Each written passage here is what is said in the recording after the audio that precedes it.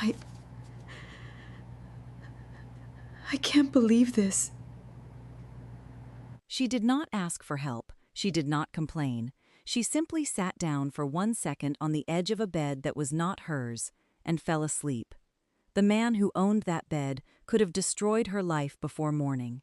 Instead, he did something that neither of them will ever fully stop thinking about. Her name was Maria Calloway. She was 38 years old. She had 2 children at home, a husband who had been out of work for 3 months, a mother in the hospital recovering from a stroke, and $14.25 an hour standing between her family and a crisis she did not allow herself to name out loud. On the night of September 14, 2019, she pushed her housekeeping cart onto the 34th floor of one of Houston's most expensive hotels, with 7 rooms left on her list and 21 hours of wakefulness sitting on her shoulders like a physical thing. The man whose suite she walked into that night was worth $1.4 trillion. He had built an empire from the ground up, and he had not done it by being the kind of person who made exceptions. And yet, when he came through that door at nearly midnight and found a housekeeper asleep in the corner of his bed, still in her uniform, name tag still pinned above her heart, what he chose to do next was not what anyone who knew him would have predicted. What came from that night is a story I have been turning over in my mind since the first time I heard it. Not because it is dramatic, not because it is loud, but because it is the kind of story that holds a mirror up to something most of us would rather not look at directly. Something about who we see when we look at the people around us, and who we choose not to. There are 2 worlds inside every luxury hotel in America, and most people who walk through the front doors of one will spend their entire stay inside only one of them. That world is worth understanding because it is constructed very deliberately. The marble floors polished until they reflect your own face back at you. The chandeliers that cast light in ways that seem designed to make you feel that something elevated is happening in this building, that you have stepped out of the ordinary world into something curated and rarefied and worthy of what you paid to be here. The staff who greet you by name after a single glance at a screen, who carry your bags without being asked, who anticipate needs you have not yet articulated. The scent of fresh flowers and expensive candles, and the particular quality of silence that wealth engineers deliberately, the silence that communicates that nothing here is uncertain, nothing here is chaotic, everything is under control, and always has been. That is the world hotels sell. It is also a performance that requires an enormous amount of invisible labor to sustain. Behind that world is another one entirely. The service corridors with their fluorescent lighting and cracked linoleum and the industrial hum of laundry machines running at 3 in the morning. The break rooms with the plastic chairs and the vending machines and the bulletin boards covered in scheduling notices and safety reminders and the occasional handwritten note from a supervisor about proper cart organization. The time clock stations where workers punch in before the building's guests have opened their eyes. The loading docks where supply trucks arrive before dawn and the workers who unload them do so with the efficiency of people who know that the clock is already running. That is the world Maria Calloway had lived in for 8 years. 6 days a week, 12 rooms per shift. 8 years of learning how to move through spaces that did not belong to her so quietly and so completely that the people on the other side of the doors would never know she had been there at all. That invisibility was not incidental, it was the job. Hotels at the level of the Harrington Grand train their housekeeping staff to be ghosts, to appear and disappear without leaving any evidence of a human presence behind, only the evidence of perfection. A bed so smooth it looks as though no one has ever slept in it. Towels folded into architectural shapes. A mint on a pillow. A card with tomorrow's weather, written by hand. The performance of a world that takes care of itself. Maria was good at her job. She was faster than most. Thorough in the way that people are thorough when they understand that their work will be inspected, and that any mistake carries a cost they cannot afford. Her supervisors valued her reliability. Her co-workers liked working near her because she never complained visibly and because she looked out for people when she could, saving someone a trip to the supply room, covering a section when another woman was running behind. She was, by every professional measure, exactly the kind of worker that an institution depends on and almost never fully sees. According to the Bureau of Labor Statistics, the median annual salary for a hotel housekeeper in the United States is roughly $27,000 a year. That is approximately $13 an hour. In a city like Houston, where the cost of living has risen steadily for a decade, that number does not go far. It does not go far anywhere in this country. It is the kind of wage that requires a person to make decisions that other people do not have to make. Decisions about which bill gets paid this week, and which one waits another 2 weeks, and what you tell the kids when they ask for something that costs money you do not have. Maria had been making those decisions for years. By the fall of 2019, they had become considerably harder to make. Before we go any further, let us know in the comments where you are watching from. We would love to hear from you. And please hit that subscribe button so you never miss any of our upcoming videos. Maria had come to the United States from El Salvador when she was 22 years old. She followed a cousin who had already built a life on the outskirts of Houston, a cousin who had called her one winter and said the words that people in her situation learn to measure very carefully before trusting, "There is room here, and there is work." Maria came with one suitcase and a little over $200, and the particular kind of resolve that does not announce itself with speeches or declarations, but simply gets up every morning and does what the day requires. She learned English the way people learn things when they have no choice, and no classroom and no time. By watching the news every night before bed, by reading the back of cereal boxes and the labels on cleaning products and the notices posted in the hallways of the buildings she worked in, by asking questions of anyone patient enough to answer, and remembering every answer. Within 18 months of arriving, she had steady work. Within 3 years, she had her documentation in order. Within 5 years, she had met and married Daniel Calloway, a second-generation Mexican-American from San Antonio who had come to Houston for a construction job and stayed because the city had a way of making you feel that staying was the right decision. Daniel worked in commercial tile and renovation. He was precise and skilled, and he had a reputation among the contractors who hired him for getting it right the first time, which in that industry is worth more than almost anything else. He was also, by the account of everyone who knew them as a couple, steady in the way that Maria needed someone to be steady, not flashy, not loud, just there, reliably, on the other side of whatever the day had been. They built something together, in the years after they married. Not a grand life by any standard that gets celebrated anywhere, but a real one, with a rhythm and a warmth and the specific satisfaction of having made something out of the materials available to you. A 1-bedroom apartment that became a 2-bedroom when Diego arrived. A 2-bedroom that became a rented house in a neighborhood on the south side of Houston when Lucia was born.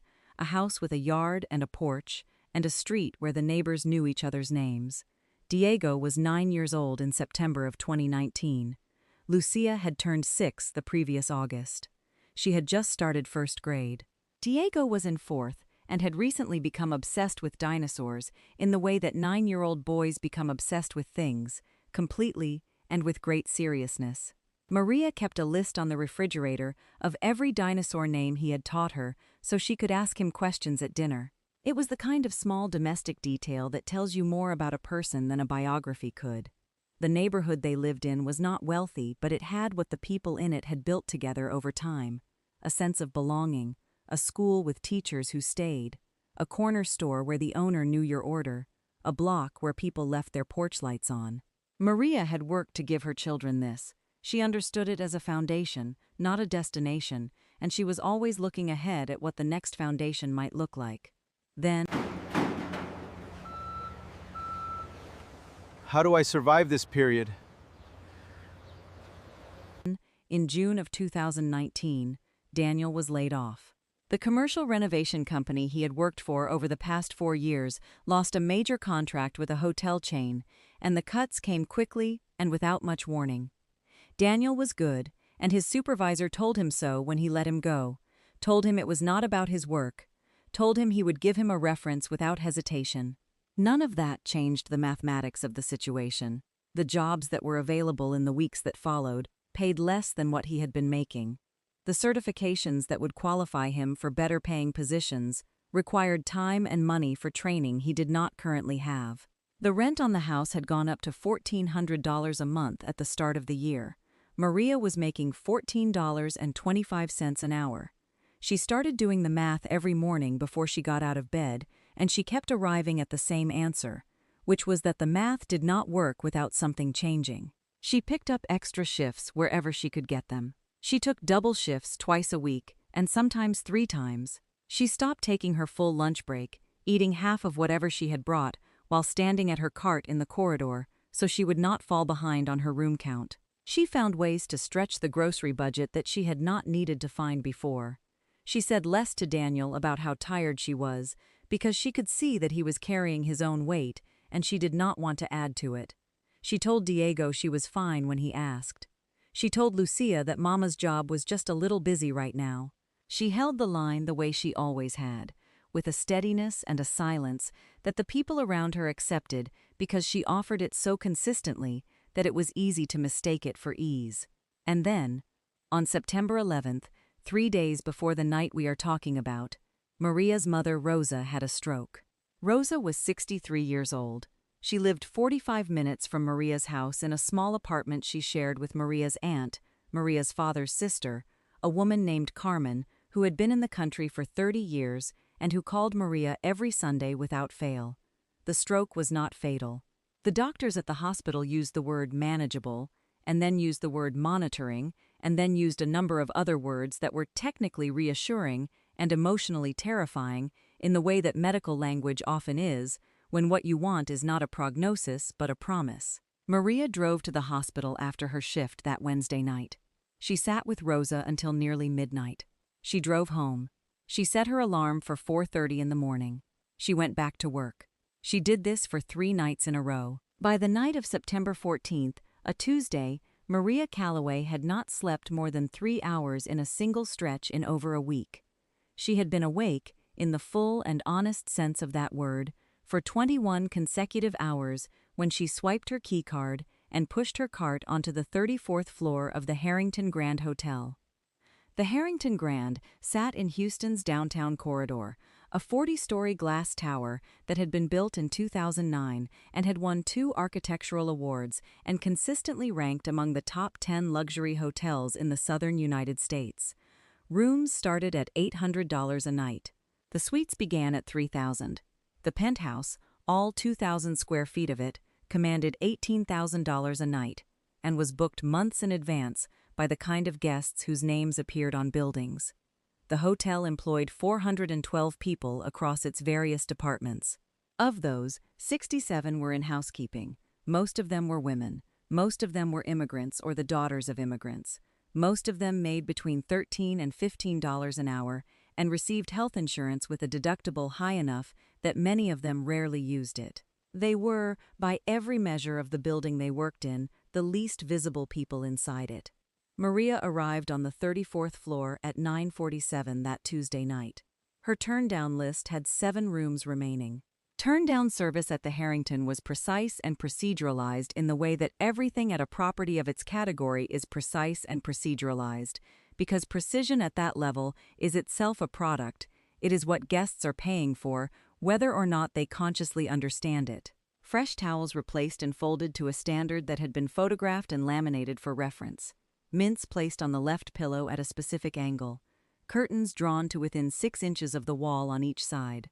Slippers positioned with toes pointing toward the bed at a distance of 14 inches from the frame. A handwritten card placed on the right nightstand with the following morning's weather and a brief note wishing the guest a restful evening. The handwriting was expected to be neat. Maria moved through the first 6 rooms with the efficiency of someone who has done something so many times that the body carries the knowledge independently of conscious thought. Room by room, cart to door, to bathroom to bedroom to cart, the sequence as automatic as breathing.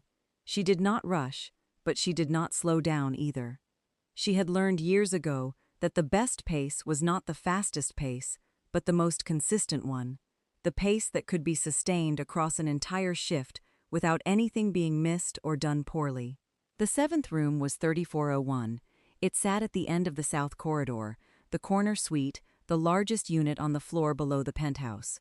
Her sheet had it marked for turn-down service. The Do Not Disturb indicator on the door panel was not active. Her supervisor had cleared it that afternoon. She knocked twice in the pattern that housekeeping staff use, firm and evenly spaced, the knock that communicates professional purpose without aggression. She waited the prescribed 10 seconds. She knocked again. Silence. She swiped her card. The door opened with the soft, pneumatic exhale of a well-maintained luxury door, a sound that has a particular quality at that price point, the sound of engineering that has accounted for everything, including the sound of itself. The suite was dark except for the city coming through the floor-to-ceiling windows on the south and west walls. 40 stories below, Houston was doing what Houston does at 10 o'clock on a Tuesday night. Moving, glowing, entirely indifferent to what was about to happen in the room above it. Maria moved to the bathroom first and worked through the sequence the way she always did. Replaced the towels, restocked the amenities, wiped the counters, folded the edge of the toilet paper into the triangular point that the training manual specified and that she had always privately found slightly absurd as a practice, but performed anyway because it was the standard, and the standard was the job. She moved to the bedroom, arranged the slippers, placed the mint on the left pillow, drew the curtains, positioned the weather card on the nightstand, and then she turned to fold back the corner of the duvet.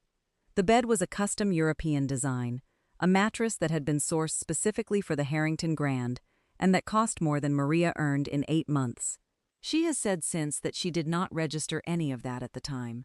What she registered was that the corner of the duvet needed to be folded at 45 degrees, and that her hands were doing it, and that the room was very quiet and very still. And then she sat down on the edge of the bed. Just for a second, she told herself. The words "just for a second" are probably the most common lie we tell ourselves, and the one with the most understandable motivation behind it. She had been on her feet for 12.5 hours. The room was sealed against the city noise in a way that only rooms at that price point are sealed. The mattress beneath her was the most comfortable surface she had been near in weeks, and 21 hours of exhaustion, of grief she had not had time to feel properly, of the specific accumulated weight of being a person who absorbs everything and shows nothing, sat down with her on the corner of that bed and made a decision her conscious mind had not authorized. Her eyes closed. Her body went still. The mint wrapper she had been holding fell loose in her hand.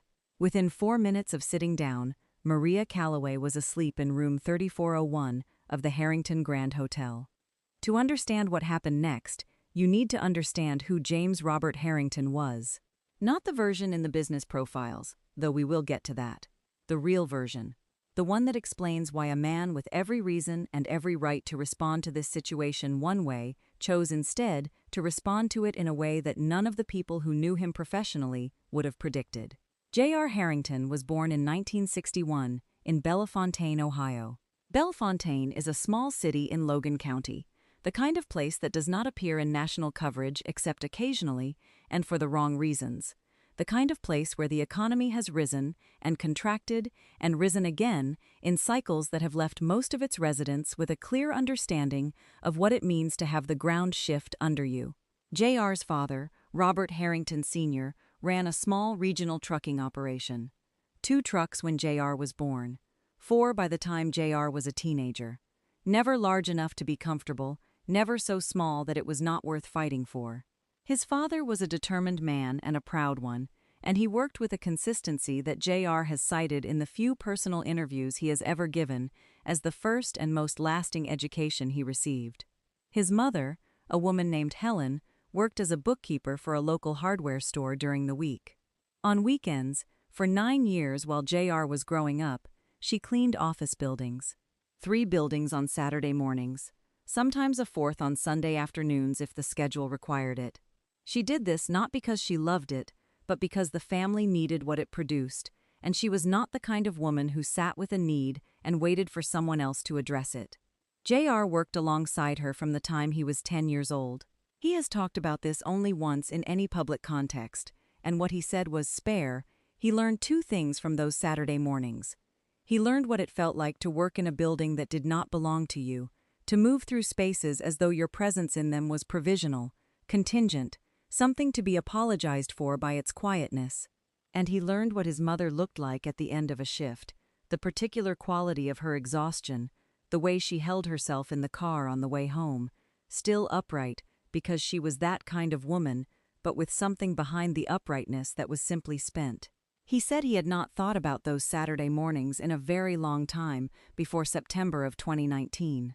Robert Harrington Sr. died when J.R. was 23 years old. Heart attack. Sudden and without warning, the way they often are. He left J.R. the trucking company, 4 trucks by then, and a set of debts that were significant relative to what the company was earning, and no manual for what a 23-year-old was supposed to do with any of it.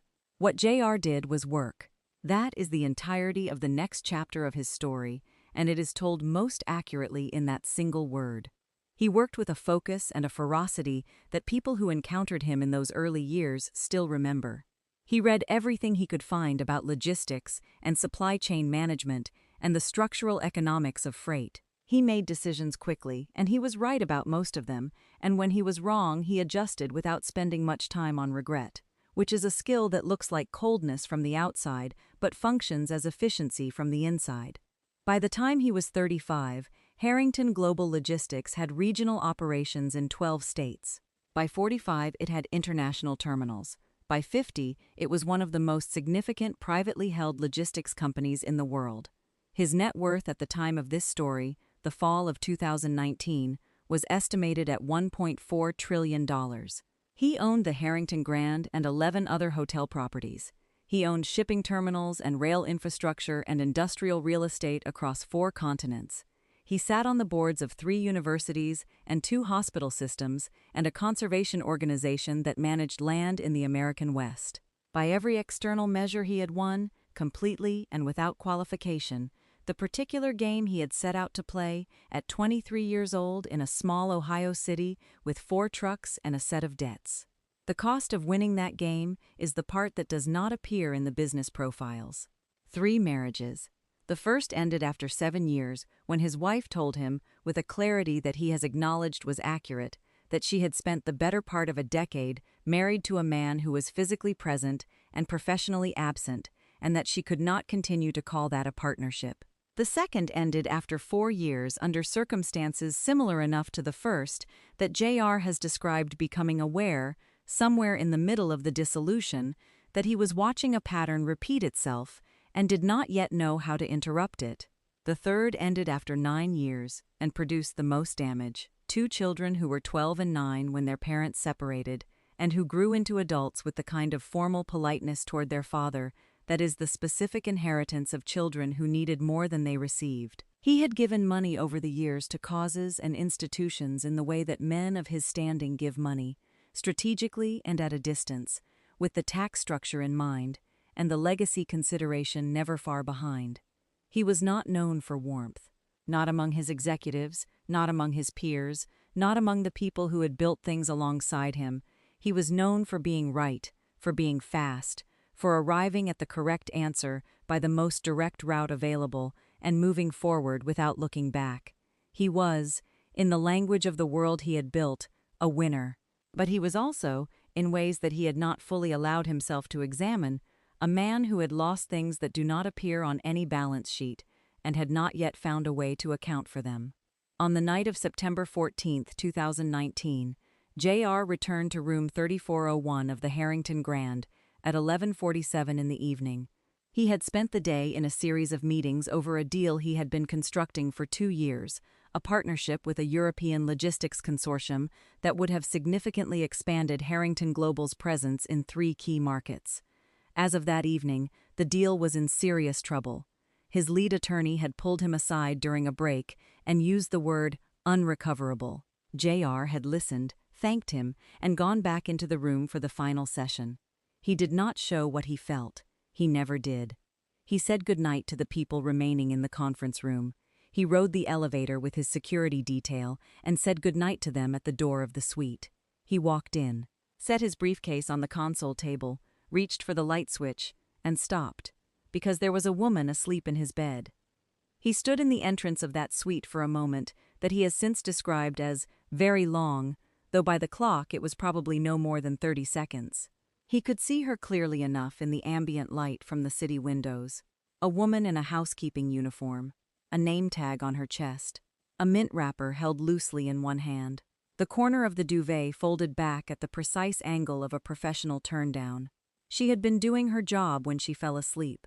That was the first thing he registered. She had not wandered in. She had not sat down out of curiosity or negligence.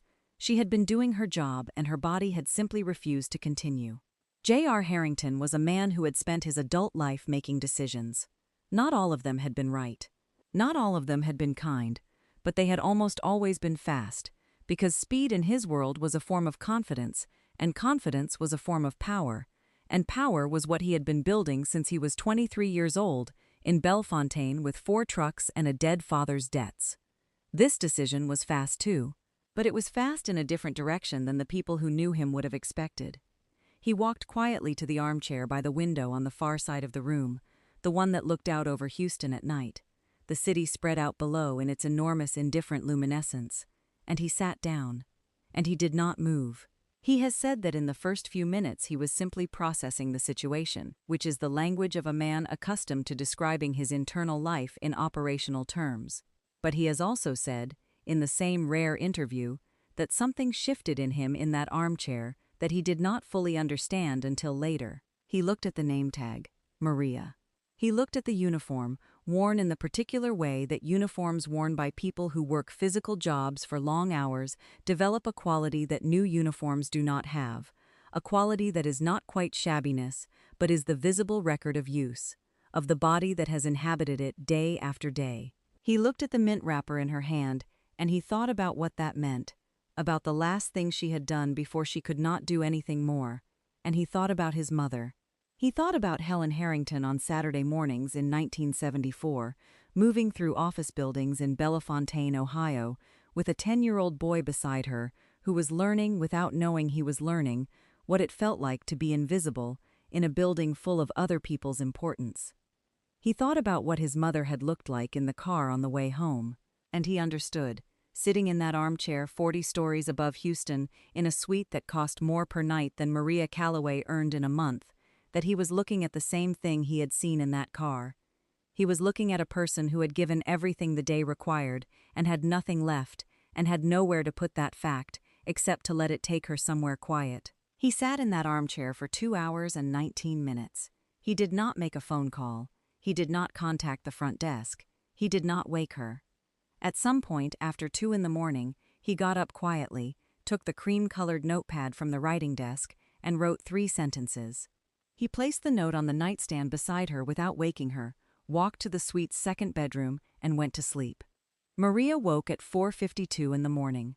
She has described the first 3 seconds of that waking as the longest of her life, and I believe her. There is a particular quality to the disorientation of waking somewhere you should not be, a quality that is not confusion exactly, but is more like the sensation of reality reassembling itself in the wrong order, the body knowing before the mind that something is not right, and the mind catching up in a rush that is almost physical.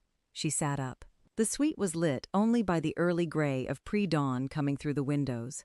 She was alone, and on the nightstand beside her, on the cream stationery of the Harrington Grand Hotel, there was a handwritten note. She picked it up, she read it once, and then she read it again, because the first time through, it did not fully register. The note said, "You looked like you needed the rest. I have spoken to the front desk and told them you completed an extended turn down at my request. Your position is secure. Do not worry." And below that, 2 initials. J.R. Maria sat on the edge of that bed for a long time after she read those 3 sentences. She has said she does not know exactly how long. She folded the note carefully and placed it in the front pocket of her uniform, beneath her name tag, close to her chest. Then she straightened the corner of the bed, placed the mint wrapper in the small wastebasket, and let herself quietly out of the suite. She rode the service elevator down to the housekeeping level, went to the break room, and sat in one of the plastic chairs for 11 minutes by herself before her shift officially ended. One of the overnight staff asked if she was all right. She said yes. She said she was just tired. She went home, drove in the early morning dark through streets that were still mostly empty, and did not tell Daniel what had happened. Not that morning. She lay down for 2 hours, rose, got the children ready for school, and went back to work that afternoon for her regular shift. She went to her supervisor that afternoon, fully prepared to be let go. She had spent the drive to the hotel mentally rehearsing the conversation she would need to have with Daniel, thinking through which expenses could be cut immediately and where she might look for another position. Her supervisor told her that management had a record of an extended service request filed by the guest in 3401. Her name was noted as having fulfilled it. There were no concerns. Her position was not in jeopardy. She thought it was a setup. That is important to say clearly and without judgment, because it is true and because it matters. After years of working in a position where showing vulnerability was a professional liability and trust was something extended carefully and withdrawn at the first sign that it had been misplaced, an act of unexpected grace did not arrive looking like grace. It arrived looking like something to be cautious of, something to wait on, something that might reveal its actual nature at any moment. She waited. Nothing came. And very slowly, over the days that followed, she began to allow herself to believe that something good had simply been good. 2 days after that night, J.R. Harrington was still in Houston. The deal he had been working on for 2 years had been formally declared unrecoverable on the Wednesday morning, and he had decided to remain through the end of the week to begin rebuilding the negotiating framework from the ground up. His team was in the conference rooms. His attorneys were on calls. J.R. stepped off the elevator on the 34th floor on Thursday afternoon to retrieve a document his assistant had left at the suite. Maria was in the corridor with her cart, moving between rooms with the practiced efficiency of 8 years of experience. She saw him and stopped moving. He stopped too. What happened next lasted less than 3 minutes. It was not a scene with a speech or a declaration. It was a brief exchange in a hotel corridor between 2 people who had been in the same room 2 nights earlier, under circumstances that neither of them had intended, and that both of them had, in their different ways, been thinking about ever since. J.R. asked her how her mother was. Maria has said that those 4 words arrived with a weight she was not prepared for. She had not told anyone at the hotel about Rosa's stroke. Not her floor supervisor, not the women she worked alongside, not a single person in that building. She kept her personal life tightly contained, in the way that people in vulnerable professional positions learn to keep things contained, because the experience of needing something and having that need become a liability is a specific kind of education that you do not forget. For the man whose name was on the building to ask about her mother was something her mind could not immediately process. She found out later that on the morning after he had found her asleep, J.R. had asked a few quiet questions through the people he employed for exactly that kind of inquiry, people who could find out things accurately and without making a scene. He had learned about Daniel's layoff. He had learned about Rosa's stroke and the 3 hospital visits after double shifts. He had learned about Diego and his dinosaurs and Lucia, who had just started 1st grade. He had learned about the rent and the doubled shifts and the skipped lunches. He had taken all of that information and sat with it the way he sat with every significant set of facts that came across his desk, carefully, without sentiment, but also, this time, with something that had been quiet in him for a long time and had found, in that armchair on a Tuesday night, something it recognized. When he asked how her mother was, standing in that corridor with her cart between them, Maria started to cry. She apologized before she had finished the sentence, the automatic apology of a person who has learned that visible emotion in a professional setting is a thing to be managed and minimized. J.R. told her not to apologize. He asked her one more question. He said simply, "Do you have what you need?" And she said no. No preamble, no softening, just no, spoken with a directness that surprised her even as she said it. She told someone later that it was the most honest answer she had given out loud in months. That the only reason she could give it was because he had asked the question the way a person asks a question when the answer actually matters to them. He listened. He nodded. He said he would be in touch with someone who might be able to help. Then he said good luck with the rooms and went to his suite. It was the entirety of their second conversation. What J.R. Harrington did for the Calloway family in the weeks and months that followed is the part of this story that gets misrepresented most often when it circulates, so I want to be precise about it because the precision matters. He did not write them a check. He did not settle their rent or fund their children's education or arrive at their door with a life-changing sum of money and a lesson about the generosity of great men. None of that happened. What happened was a phone call. JR contacted a woman named Patricia OCE, who directed the Houston operations of a nonprofit community lending organization that his foundation had provided operating support to for 3 years. The organization's purpose was specific: to provide low-interest microloans to working families who had been denied by traditional banks, families who had demonstrable skills and work histories and genuine economic potential, but who could not navigate the credit score requirements and collateral demands of conventional lending. Patricia had spent 19 years doing this work. She knew the landscape, and she knew the need, and she knew the difference between a referral made from genuine consideration and one made for other reasons. JR's call, by her account, was brief and clear. He told her there was a family she should speak with. He gave her the name. He said they deserved a fair assessment. He did not ask for a favorable outcome. He asked for a fair one. That distinction, small as it might seem, was the thing Patricia remembered most about the conversation. Daniel Calloway had spent 12 years in commercial tile and renovation. He understood the work at the level of someone who has done it with his hands every day for over a decade, who knows not just the procedure, but the texture of the material, and the ways that real-world conditions vary from what any training manual describes.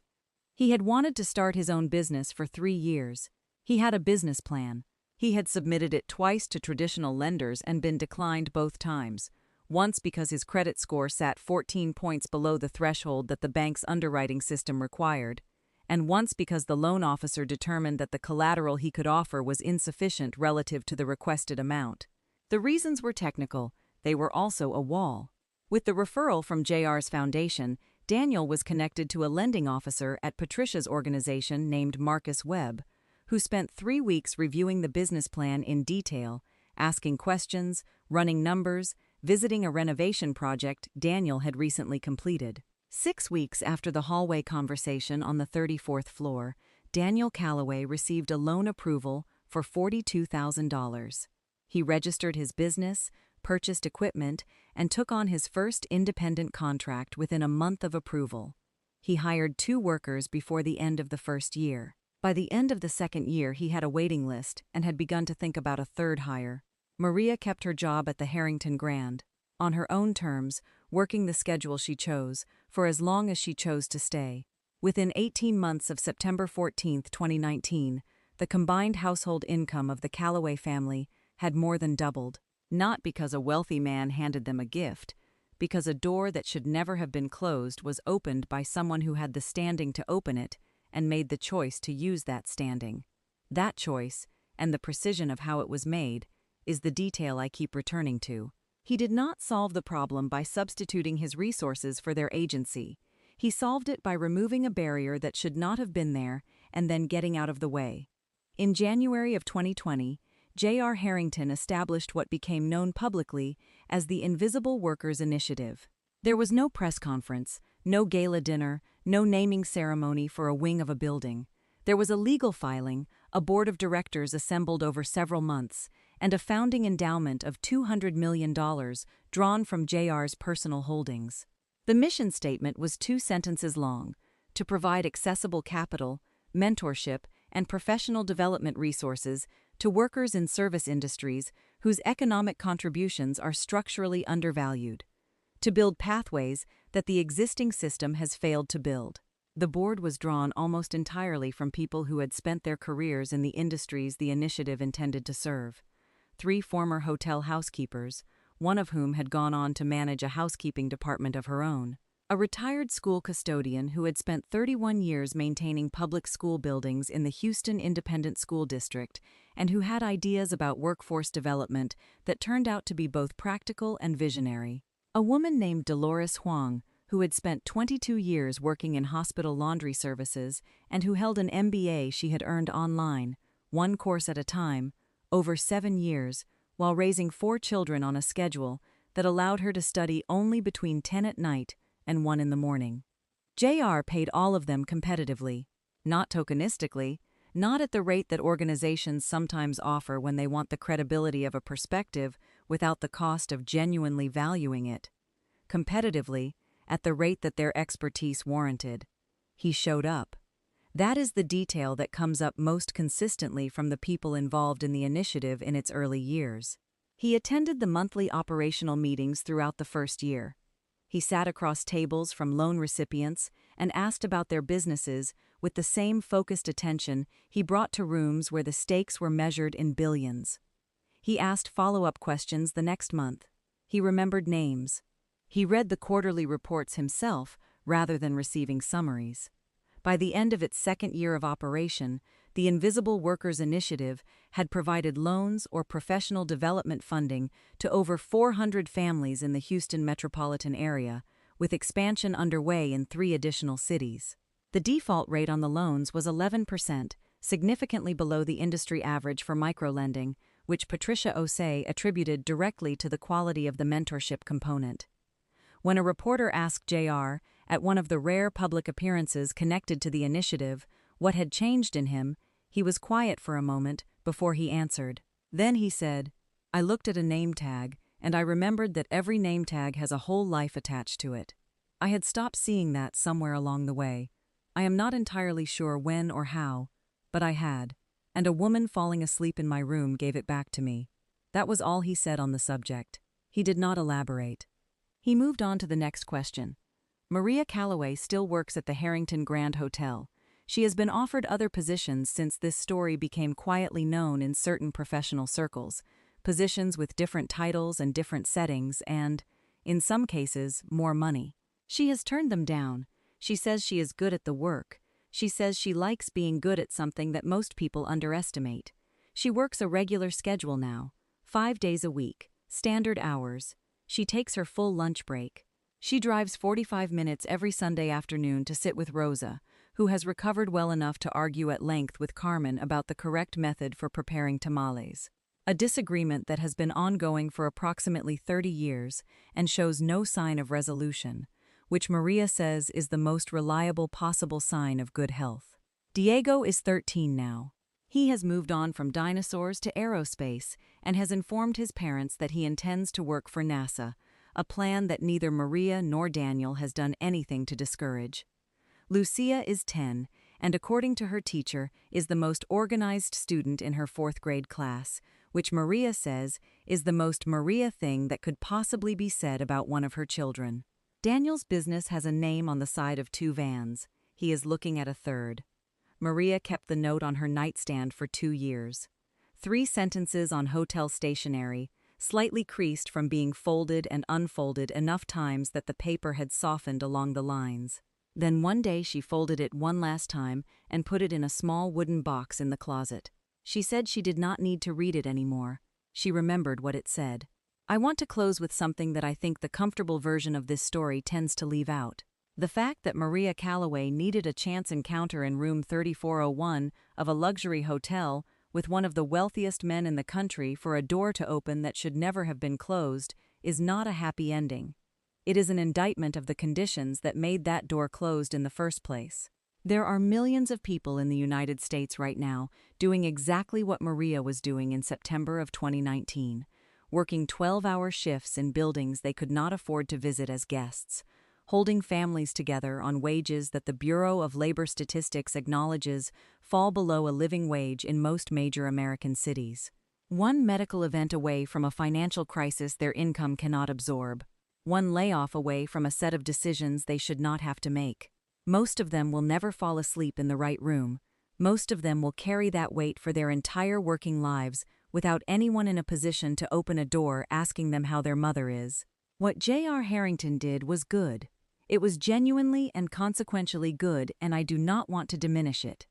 But it was also one man, in one city, on one unusual night, making a set of decisions that rippled outward in ways that should not require a chance encounter to occur. The question this story leaves me with is not whether there are more J.R. Harringtons out there. The question is what all of us do, from wherever we are standing, with the access we actually have.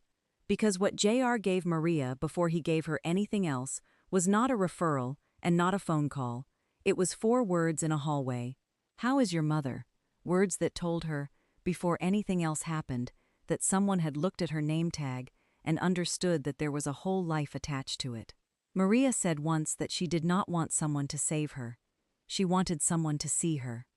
"Those are very different things," she said. Most people, even good people, do not fully understand the difference. Saving someone requires resources. Seeing someone requires only attention. Seeing someone requires only the choice to look at the person in front of you and let what you find there actually matter. That choice does not cost $1 trillion. It does not cost anything at all. It is available to every single one of us, in every corridor and parking lot and checkout line and waiting room, where we pass people who have been trained by the conditions of their lives to make themselves as invisible as possible. The choice to see them is always there. What we do with it is the only part of this story that belongs to us.